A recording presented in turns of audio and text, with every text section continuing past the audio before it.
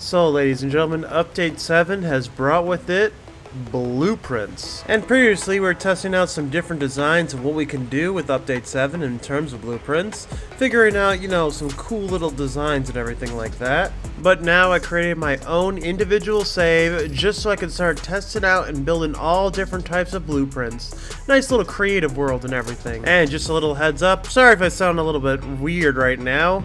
I'm trying to get through COVID. I just got announced that the other day, so yeah, if I start coughing, I do apologize.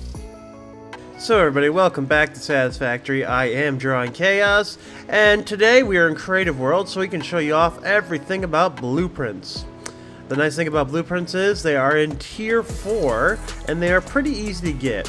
So you only need a couple different things to unlock them. Wait, where is it? This one.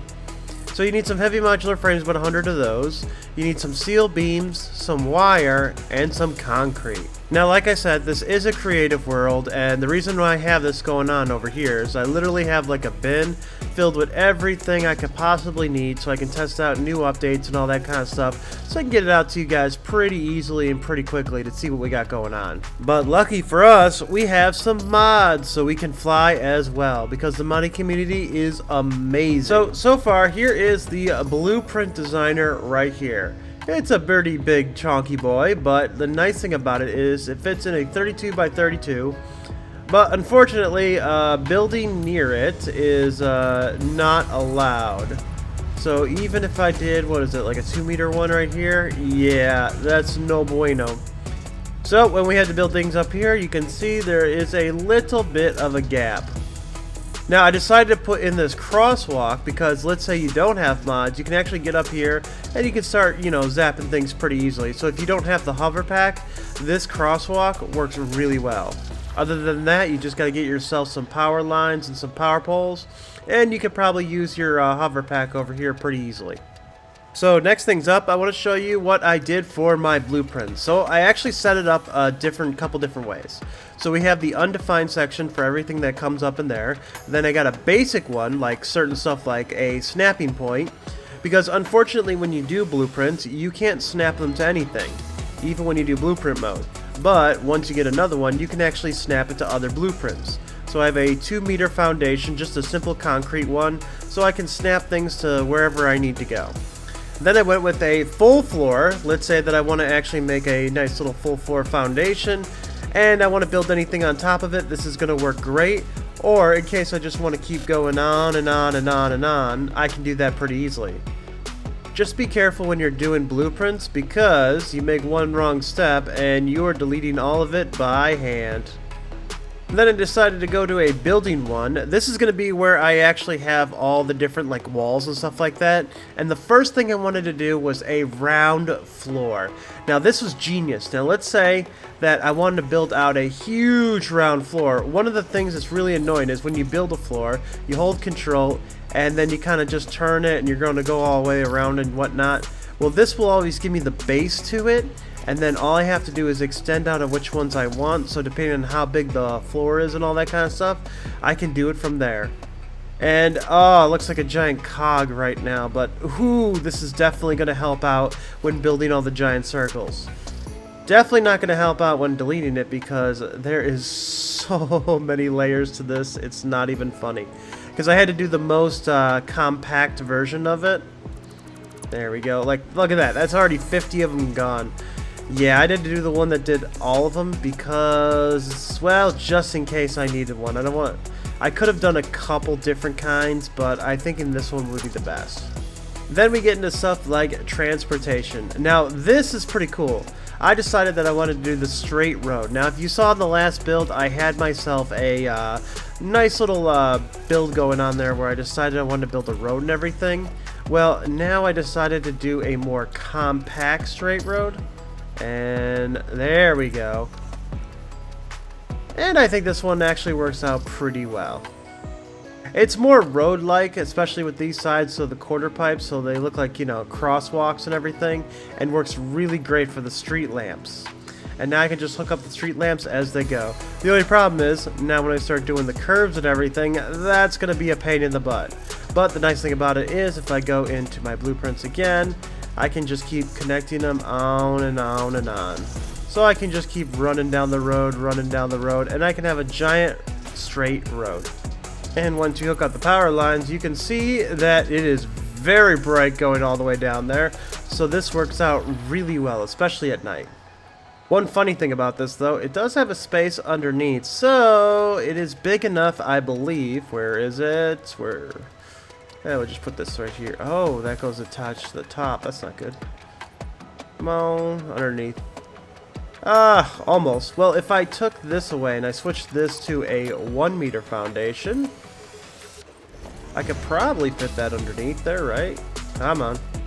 Hey, there we go. Now if I wanted to, I could have like pipes going all the way underneath. Or, because this one works out better. Aw, I thought it would work better. Kinda. But anyway, you know, that would be my nice little road that would go all the way over there. Now time to delete it. Area actions, thank you for your help. You have done a fantastic job in testing these out. Because I don't want to manually destroy all that. Haha! Next things up is the train holder. Now this one's actually pretty fun because I like putting my trains on a nice little railway. So I designed my own little railway. Come on, let me see if I can... So let's say I want to make a train going all the way down. Oh, why did that go so deep? Anyway, so now my trains can go all the way over here. And the great thing about it is if we go into transportation, then we grab the railway. So you can't go into the center like this. You got to go one off. And then you come down here and you go over here. There we go. Oh, unfortunately, this doesn't work on the first one. Actually, if we do this. What you do is you go over here, and this is how I build trains, by the way. So I go over there, I build like this extra little platform, and then I have the stuff coming over here. Come on. So now I have a piece going there, now I have a piece going there. What ends up happening is now you have a perfectly straight line right in the center where it's at. And if you do the same thing over here, let's say you're even trying to do a curve or something like that, then what you do is you grab the railway, and we're going to go right here, and we're going to do the same thing that we did over there. So you get a nice straight piece. Then you connect those two together. There we go. Delete all this. Now you have a perfectly straight piece and a perfectly straight looking good curve. But the really nice thing about this is a nice compact design. And if I put a locomotive over here, it is so compact. It's like right frickin' there, which is really nice. Oh, and of course, it even has a space for the hypertube. Now, I'm not totally sold on the hypertube, alright? Not totally sold. But it's also not bad. And then, of course, I put all these power lines. So let's say you wanted to actually have a bunch of different power lines going across the world, and you wanted to change things up. Well, this would be the one to do it. Now, this is really annoying to make, but overall, it does look fantastic. You just got to make sure that when you do the curves and everything that, yeah, you're not clippy. No. Dang it. Silly locomotive.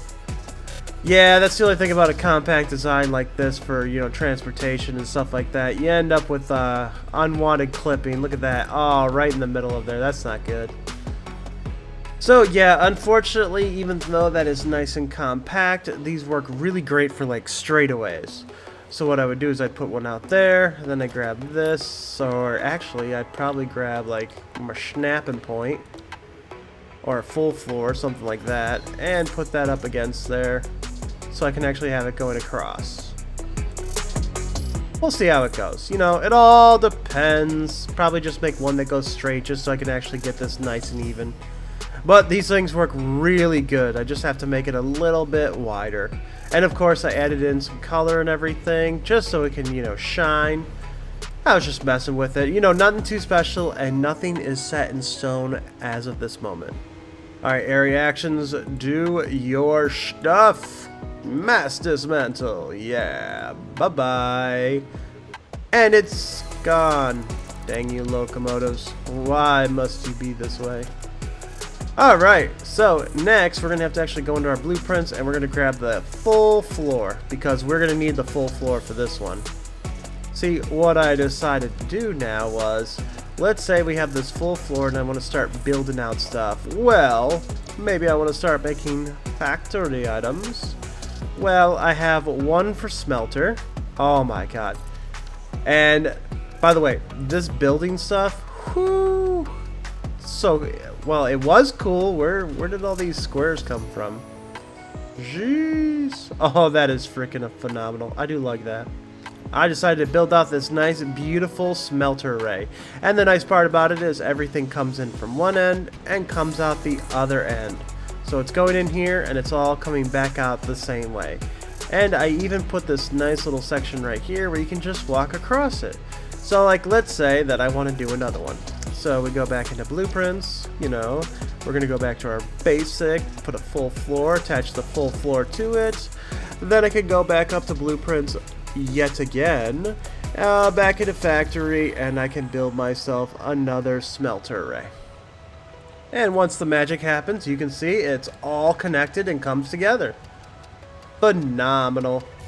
That's pretty cool. I love it. And I was even able to put the power in a unique way because I have the wall outlets that I hung from a beam, and now it looks like it has daisy chained all the way across it. So that's pretty cool. And you can have a ton of these in its spot. And it looks really great. It's really great for one floor too. Let's say you go up to the second floor, then you just have to bring it up and you know, all that good stuff. But of course, that is not the only one. I have decided that we need one for the foundries as well. So this one snaps on there pretty good, and you can have it whichever way you want. And it works just like the other one does, you know, with weird orange boxes everywhere. But once the magic happens and it gets all nice and built up, you can see you can actually walk on it just like the other ones. Unfortunately, I did not daisy chain this one together just yet. Oh, and I left these recipes kind of blank because the idea is that I'm going to set this in the blueprint machine and then make a whole bunch of them together afterwards. But this one is actually different because what I did was I put smart splitters underneath it so that it can have a sushi belt going across, where it splits off everything that it needs into each one and then does an overflow at the end. So it is definitely a manifold system, but the nice thing about these is they can actually just loop up and go across and come into the center, which is really nice because if you wanted like a nice compact version and you wanted to be able to walk underneath, this is perfect for you. Then of course I had to do the same thing for our nice little constructors. This one works pretty much the same as the smelter array over here. Everything comes in, gets split off, and goes across the top. So the smelter array is a 10-pack. This over here is a 6-pack, and we have an 8-pack over here. Now the fun one, and by fun I mean really annoying, let's actually get 2 full floors for this one, is we had to come up with a nice unique one. We had to come up with a nice unique one for the assemblers, because unfortunately you cannot fit the assemblers so easily. So what I did was we'll snap this over here and that'll build, and then I have part 2, which if I take that off of there, let's see if I can get this going on. Oh my god, this is going to be difficult to snap or put in place. Come on.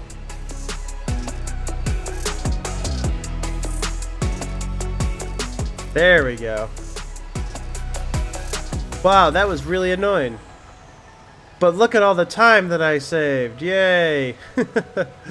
So essentially I wanted something like this. Unfortunately, with the size limitations that we have over here, I was only able to build like 3. But I built a second part to it that all I have to do is now just connect these going over here. And voila, now I just doubled the way that we had it. Perfect. So now if I just needed 3 of them, I can, but if I want to increase it to 6, I also have that option as well. Now, blueprints are great, but it's really going to come in handy once I start doing the bigger builds or start building up on this side of stuff that I have over here. But that is all going to be situational. As I start building, I'm going to start saving up those blueprints, like when I do the walls and stuff like that. And I really can't do them ahead of time. It's kind of like I'll be designing one and then I'll start using it for myself as I go. So that'll definitely be fun. Just a thing to note, I will be saving all my blueprints in my Discord for anybody to download once it hits early access. For right now, I'm not going to put any up just yet, but once early access hits, I'm going to have them available for free on the Discord because, you know, you guys might want to be able to build some of the stuff too.